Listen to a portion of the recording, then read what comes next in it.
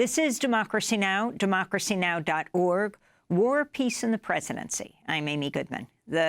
We're spending the rest of the hour looking at the largest prisoner exchange between Russia and the West since the Cold War. Included in the swap are Wall Street Journal reporter Evan Gershkovich, former Marine Paul Whelan, and Russian-American journalist Alsu Kurmasheva, who landed in the United States late Thursday night after being freed from Russian custody. It was just about midnight when President Biden, Vice President Kamala Harris greeted them at Joint Base Andrews in Maryland as their family members rushed to embrace them.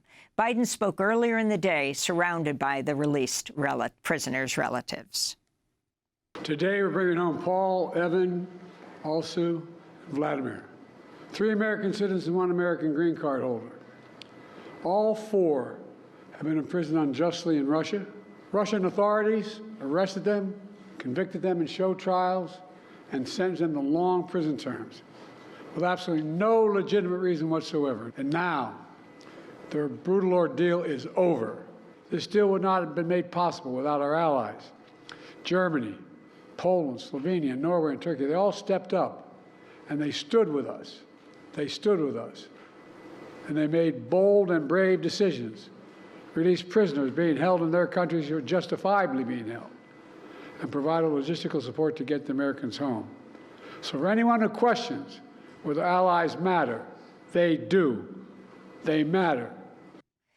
Russian-British dissident Vladimir Kara-Murza, who has a U.S. green card, was also released in the swap, but was not on the U.S. flight with Gershkovich, Whelan, and Kurmasheva. This comes just weeks after a Russian court convicted Evan Gershkovich of espionage, sentencing him to 16 years in prison, a move denounced by press freedom groups. Paul Whelan was sentenced to 16 years in prison in 2020 on spying charges, which he denied.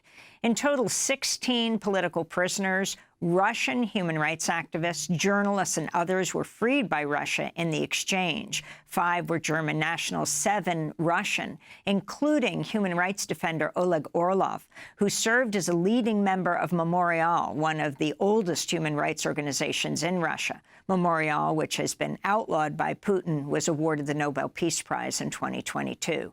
Some of the freed activists had links with Russian opposition leader Alexi Navali, among them Ksenia Fadiyeva, who was the head of Navalny's office in Tomsk, a university town in Siberia.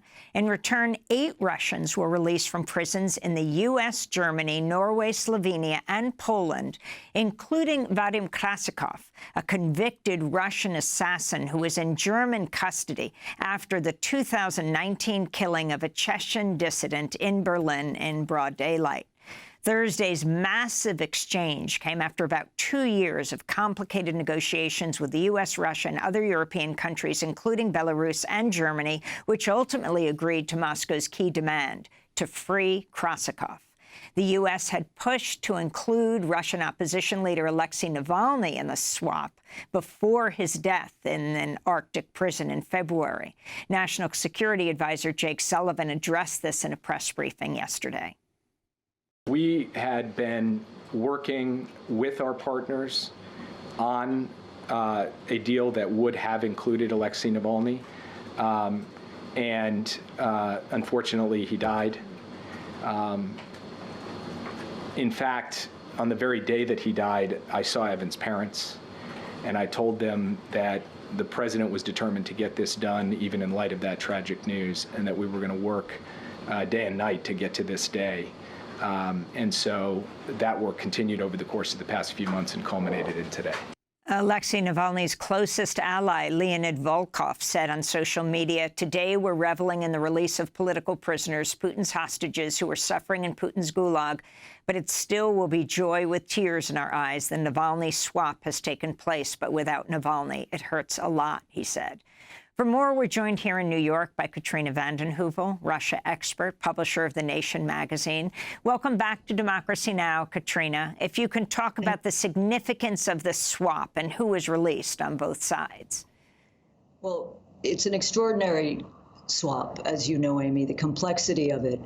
It reminds of the Cold War, but it is more complex in many ways. I think what was so stunning of course, the human drama, the human pain that is relieved, but the fact that there have been masterful negotiations behind the scenes, the back-channel diplomacy that had to occur to make this day happen. And we so often hear of working with allies to pass on weapons or to fight wars. But in this case, it was to start a dialogue, to bring out the political prisoners, the others. And I think that is hopeful that we're going to see maybe more of a pathway to dialogue toward ending the war. But I also think that what's interesting is the politics of it. Kamala Harris, the vice president, clearly played a role in an important moment, bilateral talks with the German leader, Olaf Scholz, to release Krasikov. And Krasikov, as you mentioned, Amy, was the pivot for Putin. And he has been called an assassin, and it's Putin's loyalty to such people in order to continue recruiting for extrajudicial actions. But Krasikov is convicted of killing a Chechen terrorist, Chechen warfighter, and for Putin, the Chechen war remains this stain that he continues to try to exercise. We saw with Tajikistan and the terrorist acts just a few months ago. But I'd come away primarily listening to a Jake Sullivan who broke down from maybe the stress of the last 2 years. To keep this quiet has always been key for back-channel diplomacy. When I was in Moscow in 1986, Amy, there was the picking up of Nick Daniloff of U.S. News and World Report. He was in prison for only 15 days, and he was exchanged. So we've seen these kinds of exchanges going way back, but the complexity of this one and what it may mean is very important. And if you can talk about, I mean, Evan Gershkovich, now everyone has heard his name, the Wall Street Journal reporter, and apparently when he had to sign documents at the end when he was being released, he wrote that he wanted to interview Russian President Putin. I'm not allowed to say a bad word, but I would say he's a bad. He's that it takes real courage and temerity. But he's from a Russian emigre family, and he grew up in New Jersey, but his mother, who he lifted off the tarmac, was so fearful because she remembered what Lefortova, that is the prison Evan Gershkovich was in for too long, what that meant in the Stalin years. People didn't come out. But fortunately, Evan Gershkovich is here. May he get the interview with Putin. And may I point out that Mr. Trump has all along been belligerently aggressive about how only would Putin give the hostages to him, Trump. He could do it in a day. Well, it turns out, and this is commentary inside Moscow, that maybe the Putin administration regime prefers Harris's more steadfast policies. They're kind of sick of this Trump lack of discipline to be kind. So I found that, I think, and Russian observers have found that interesting. I will say that there are others, Vladimir Karamurza, whose father was a major television personality inside the Soviet Union. He is, as you know, Amy, the Pulitzer Prize-winning columnist for the Washington Post, a fierce oppositionist figure, and I think it demands quite a bit. Of course, he should be released. He should never have been in prison, but to release him to the West is, of course, to empower him in his oppositionist activities and continuing to write, as he has, against the Putin regime. The sadness of Navalny. I have to say, there was a similar case, Amy. Your listeners may remember Khodorkovsky, Mikhail Khodorkovsky, the oligarch who was imprisoned for too long. He was released around the time he took up a hunger strike, I believe. Kremlin wanted him to leave. And I think with Navalny, who received almost 30% in his run for Moscow's mayor in 2013, he returned to his home country. But I'm not sure that the commentary, which quickly impugns Putin for killing him, now bringing him to that Arctic prison, is part of a death sentence perhaps, but there was real action, and I heard this from independent Russians close to the scene, to release Navalny. And we now hear how that was in play. And it's very interesting that the U.S. negotiated with other Western countries the release of Russian human rights activists, not Russian American. Absolutely. If you can talk about the significance of that, like the head of Memorial. Well, of course, Mr. Orlov, who's 71, had left the country and then came back. And I think there's an understanding of the dissidents and the role dissidents play and the need to save and protect them. I will say, Mr. Orlov, and there were several people who were involved with Navalny's organization, the anti-corruption unit. So I think that was a sign of, it's not the Navalny swap, but it has elements of it. I will say that there are still political prisoners in Russia. And Boris Kagarlitsky, who has been on your program, Amy, is someone who has been arrested and convicted for 6.5 years for simple opposition to the war in Ukraine.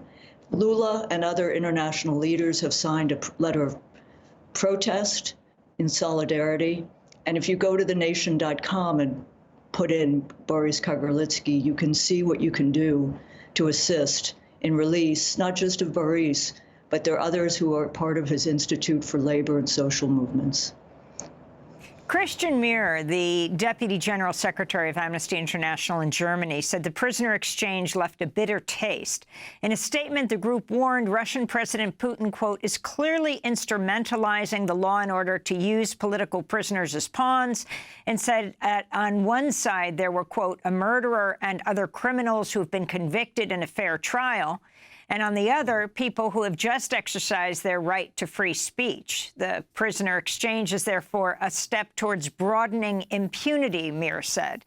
If you can respond to that, and also talk about the other Russians who were released to Russia, in addition to this assassin of the Chechen in broad daylight in Berlin.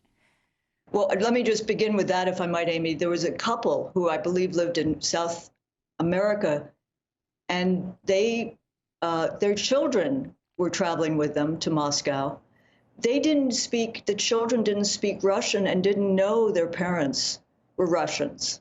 This is sort of like the Americans, but I mean, you have low-level spies, you have low-level hucksters, scammers. The most serious criminal is Krasikov assassination. So the others were more kind of plain ordinary. But I do think this issue of impugning those who undertake hostage negotiations. Amy, there's a history. You know, Jesse Jackson taking soldiers out of Syria, Bill Richardson, the back channel around the Cuban Five. I think that better than to war is to have these negotiations, masterful diplomacy, as President Biden and others have said, that do not bring about moral equivalency, but do bring about release of those loved ones. And no one exchanged money. There's no transaction.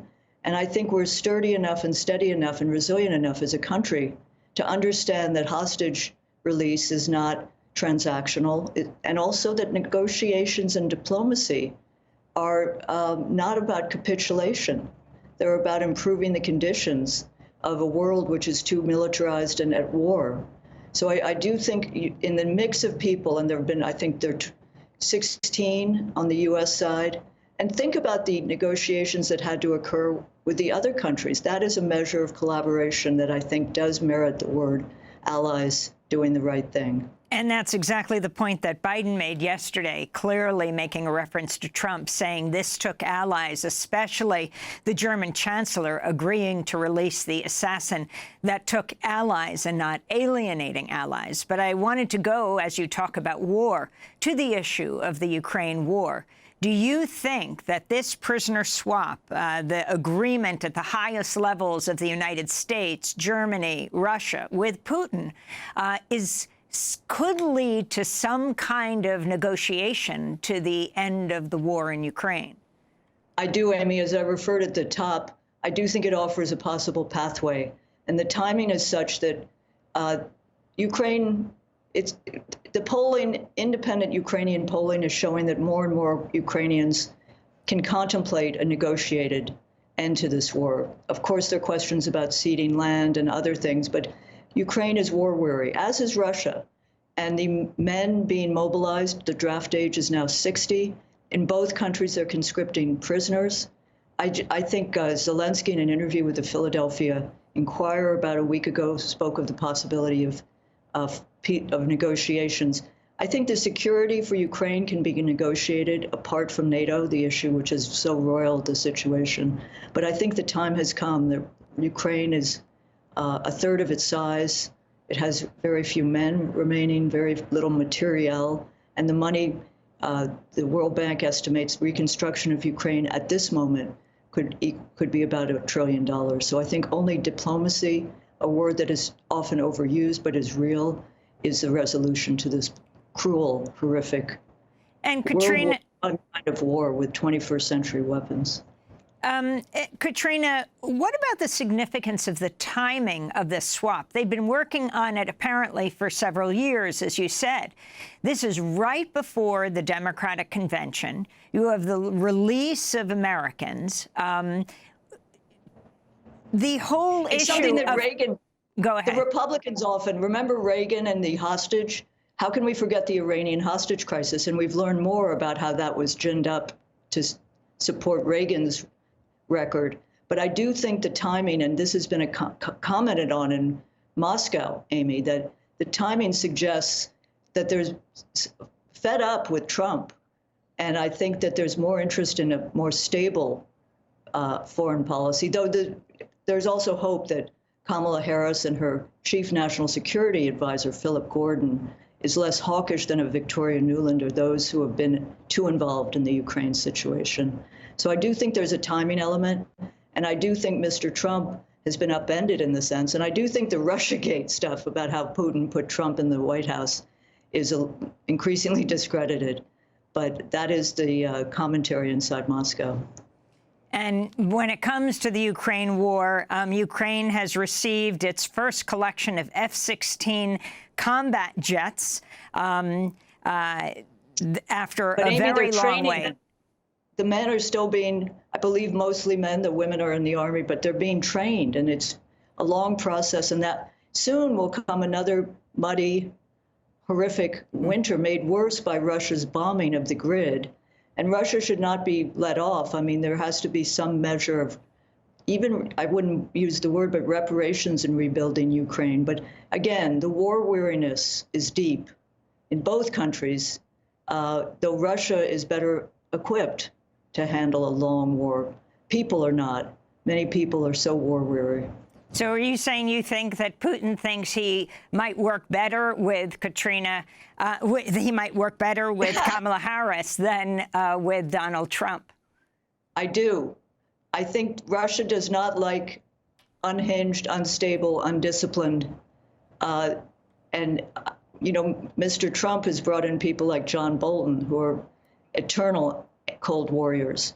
There's a new generation. I'm not sure Putin's part of it, but there is a new generation that for many, the Cold War is ancient history. And there needs to be a dialogue. And in fact, the defense secretary. So there needs to be an ongoing dialogue for security reasons, nuclear reasons. So this could be setting a pathway. For 2 years, there was dialogue. You're not going to just cut it off at the pass. Katrina vanden Heuvel, Russia expert and publisher of The Nation magazine. That does it for our show. I'm Amy Goodman. Thanks so much for joining us.